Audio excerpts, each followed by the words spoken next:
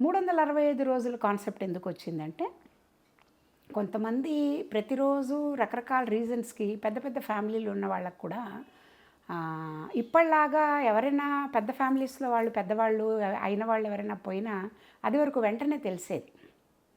Communication తక్కువ ఉన్న రోజుల్లోనే వెంటనే లెటర్ రావడము, ఏదో ఒకటి వాళ్ళు వచ్చి చెప్పడం ఏదో ఒకటి అయ్యేది. సో వీళ్ళకి 10 రోజులు 12 రోజులు వీళ్ళకి అశుభం కాబట్టి ముట్టుకోకూడదు, పూజలు చేయకూడదు, మైల అని ఉంటుంది. సో ఆ టైంలో వీళ్ళు దేవతార్చన చేయరు, దీపారాధన కూడా వెలిగించరు మామూలు వాళ్ళు. మిగతా వాళ్ళు అసలు మామూలుగానే దీపం వెలిగించరు కదా.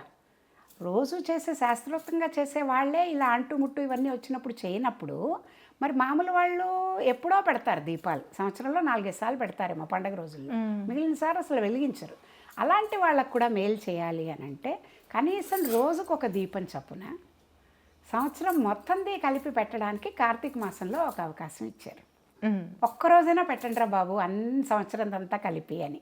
మధ్య మధ్యలో మిస్ అయి ఉంటాం, ఊళ్ళో ఉండం, ఒక నెల రోజులు ఎక్కడికో వెళ్ళాం, మన వాళ్ళు ఎవరో పోయారు, అలా 3 పోయారు ఈ సంవత్సరంలో.